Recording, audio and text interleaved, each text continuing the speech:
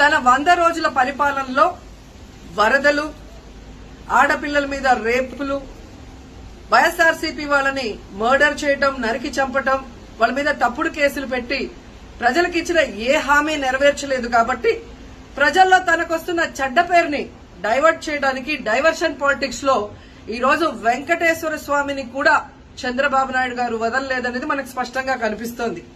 ఎందుకంటే ఆయనకి ఎప్పుడూ అలవాటు, ఎప్పుడెప్పుడు ఆయనకి చెడ్డ పేరు వస్తుందో అప్పుడు ఏదో ఒక ఇష్యూని ఆయనే క్రియేట్ చేస్తాడు. దాన్ని తన వర్గీయులతో పబ్లిసిటీ చేయటం, దాని మీద డిస్కషన్లు చేసి ఎదుటి వాళ్ళ మీద నిందలు వేయటం ఆయనకు అలవాటే. కానీ ఈ రోజు మీరు చూస్తే సాక్షాత్తు టీటీడీలో తిరుమల లడ్డూ మీద ఇంత దిగజారుడుతనంగా చంద్రబాబు నాయుడు గారు మాట్లాడతారని ఎవరు ఎక్స్పెక్ట్ చేయలేదు. ఈ రోజు ఆయన మాట్లాడాక ప్రతి ఒక్కరు కూడా చీకొట్టడం మనం గమనిస్తూనే ఉన్నాం. ఎందుకంటే సాక్షాత్తు చంద్రబాబు నాయుడు గారి కొడుకే చెప్పాడు టీటీడీలో ముఖ్యమంత్రికి ఎటువంటి సంబంధం ఉండదు అని. అలాంటప్పుడు జగన్మోహన్ రెడ్డి గారు ఏదో దగ్గరుండి తిరుపతి లడ్డూలో యానిమల్ ఫ్యాట్ ని మిక్స్ చేయించినట్టుగా ఆయన ఈరోజు ఆరోపించడం ఎంతవరకు సబబని నేను అడుగుతున్నాను. ఒక్కసారి మీరు గమనించండి, చంద్రబాబు నాయుడు గారు ముఖ్యమంత్రి అయిన తర్వాత జూన్ 21వ తేదీ ఈవోగా శ్యామలరావు గారు మరి అక్కడికి రావడం జరిగింది. నెయ్యి వాసన చూస్తూ లడ్డూలో స్వచ్ఛమైన నెయ్యిని మేము వినియోగిస్తున్నామని ఆయన చెప్పడం కూడా మీరు అందరూ గమనించుంటారు. జూలై 6వ తేదీ, 12వ తేదీ 2 సార్లు ట్యాంకర్లది టెస్ట్ చేయడం జరిగింది. అందులో వెజిటబుల్ ఫ్యాట్ మిక్స్ అయింది కాబట్టి దాన్ని రిజెక్ట్ చేశాము, దాన్ని వాడలేదు అని శ్యామలరావు గారు చెప్పడం మనం అందరం కూడా గమనించాం.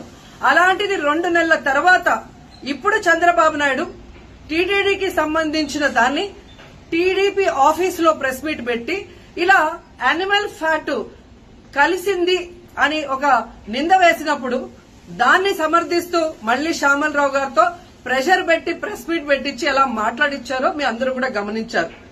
సాక్షాత్తు నారా లోకేష్ గారే చెప్పారు టీటీడీతో ముఖ్యమంత్రికి సంబంధం లేదు అని. అలాంటప్పుడు జగన్ గారి మీద ఎలా నిందలేస్తారని నేను అడుగుతున్నా. ఈరోజు మీ ప్రభుత్వంలో మీ ఈవో ఉండగా మీరు టెస్టింగ్ చేసిన మిల్క్ లో వెజిటబుల్ ఫ్యాటా ఇంకో ఫ్యాటా ఉంటే దానికి బాధ్యత ఎవరు? శ్యామలరావు గారా, లేదా ప్రభుత్వంలో ఉన్న చంద్రబాబు నాయుడు గారా, లేదా ఎవరు టీటీడీ బోర్డులో ఉన్న మెంబర్సా? సో ఇది ఒకసారి మనం ఆలోచించాల్సిన విషయం. అంటే ఈవో గారు తాను జాయిన్ అయినప్పుడు ఏం చెప్పాడు, ఈ రోజు చంద్రబాబు నాయుడు ప్రెషర్ పెట్టాక ఏం చెప్పాడు అనేది భక్తులందరూ కూడా గమనించాల్సిన విషయం. రెండవది మీరు చూస్తే చంద్రబాబు నాయుడు డైవర్షన్ పాలిటిక్స్ ఎప్పుడూ చేస్తుంటారు. అలాగే ఈ రోజు ఆ తిరుమల కొండ మీదకి జగనన్న అధికారంలో ఉన్నప్పుడు మోడీ గారు వచ్చారు, అమిత్ షా గారు వచ్చారు, ఎక్స్ సీజే రమణ గారు వచ్చారు, ప్రెసిడెంట్ సీజే గారు వచ్చారు. అంతెందుకు చంద్రబాబు నాయుడు ఫ్యామిలీతో సహా వెళ్లాడు, పవన్ కళ్యాణ్ గారు వెళ్లారు. లడ్డూలో ఏ మాత్రం రుచి తేడా ఉంటే ఆ రోజే వాళ్ళు కంప్లైంట్లు ఇచ్చుంటారుగా, ఎందుకు కంప్లైంట్లు ఇవ్వలేదు? ఇప్పుడు ఆ 5 సంవత్సరాల్లో ఏదో జరిగిందని నింద వేయటానికి ఈ రోజు టీటీడీని ఎంచుకొని తిరుమల తిరుపతి దేవస్థాన ప్రతిష్టను దిగజార్చడం ఎంతవరకు కరెక్ట్ అని భక్తులందరూ కూడా ఒకసారి ఆలోచించాల్సిన అవసరం ఉంది.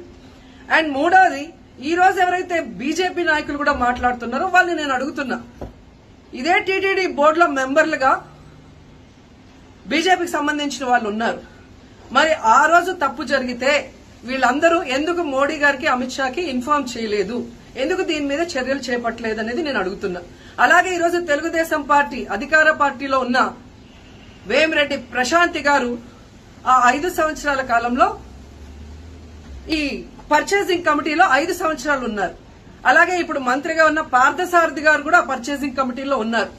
మరి వాళ్ళని విచారించండి, ఆ బోర్డు మెంబర్లందరినీ బయటకు వచ్చి మాట్లాడమని చెప్పండి, తప్పు జరిగిందా లేదా. ఈరోజు ఇంతమంది గొప్ప గొప్ప వాళ్ళు తిరుమలకు పోయి లడ్డు తిన్నా జరగని తప్పు వాళ్ళ పర్చేస్ కమిటీలో ఉన్న వాళ్ళు జనసేన పార్టీ తెలుగుదేశం పార్టీలో చేరిన వాళ్ళని మాట్లాడకుండా కేవలం జగన్ గారిని టార్గెట్ చేసి మాట్లాడటం చూస్తే రాజకీయ లబ్ధి కోసం తిరుమల పవిత్రను భ్రష్టు పట్టిస్తూ ఈరోజు చంద్రబాబు నాయుడు చేస్తున్న నీచ నికృష్ట రాజకీయాలు అందరూ కూడా గమనించి ఆ చంద్రబాబు నాయుడికి బుద్ధి చెప్పమని కోరుకుంటున్నా. ఇక ఫైనల్ గా తనను ఎవరూ నమ్మరు అనుకున్నప్పుడు పవన్ కళ్యాణ్ గారిని ఫ్రేమ్ లోకి తీసుకురావడం చూస్తున్నాం. ఇది కూడా మనం అందరూ కూడా గమనించాలి. ఎందుకంటే ప్రాయశ్చిత్త దీక్ష చేస్తున్నానని పవన్ కళ్యాణ్ అంటున్నారు. ప్రాయశ్చిత్త దీక్ష ఎవరు చేస్తారు? తప్పు చేసిన వాళ్ళు చేస్తారు.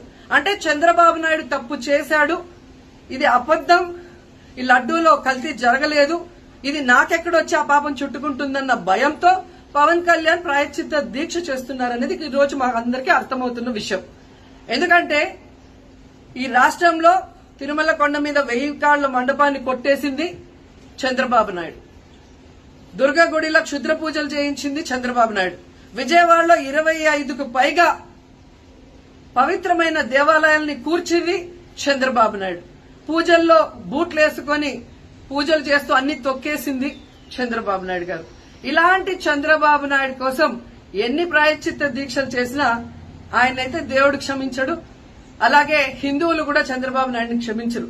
ఆ పాపం నుంచి తప్పించుకోవడానికి పవన్ కళ్యాణ్ చేస్తున్న ఈ 11 రోజుల ప్రాయశ్చిత్త దీక్ష పవన్ కళ్యాణ్కి మాత్రమే పనికొస్తుంది.